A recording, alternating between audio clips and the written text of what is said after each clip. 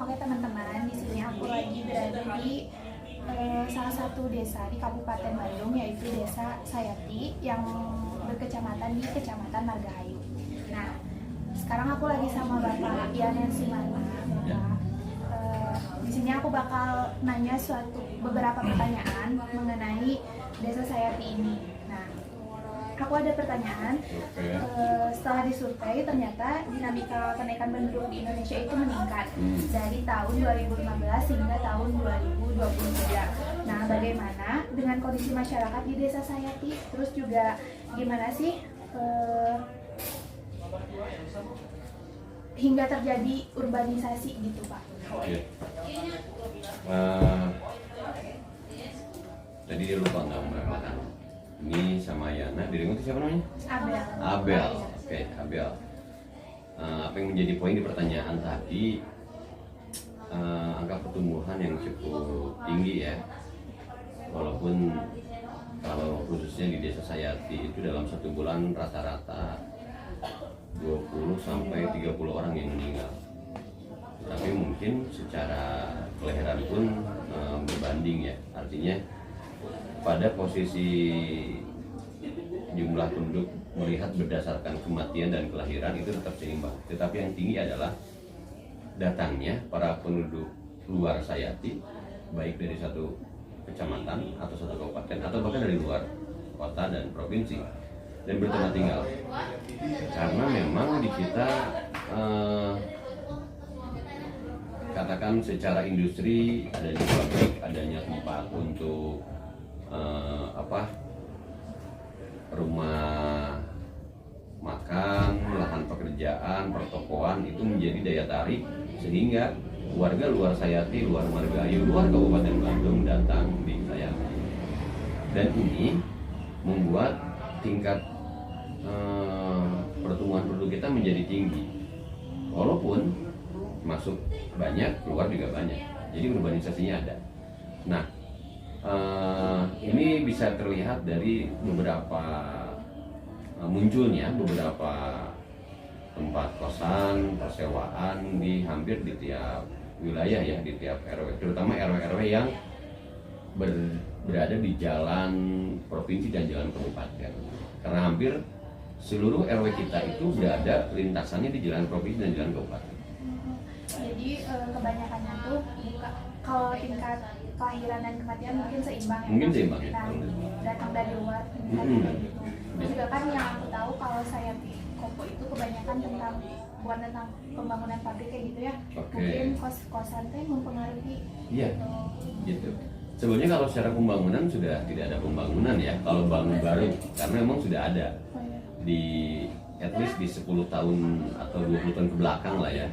Posisi di periode 2 kepala desa sebelumnya pun itu sudah ada pabrik itu.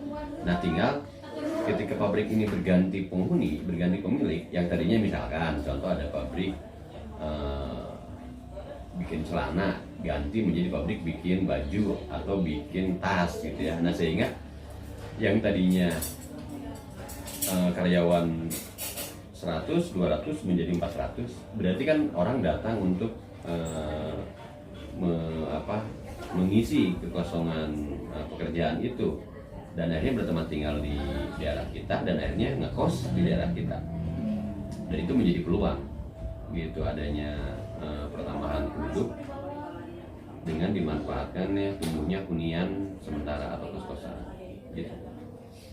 Oke Bapak, terus juga yang aku tahu tuh saya itu khususnya Kopo mungkin ya, tapi yang ke saya itu tuh perihal kemacetan. Nah, itu tuh emang udah dari dulu atau karena meningkatnya juga populasi apa sih? Kendaraan ya, ya betul. Jadi gini,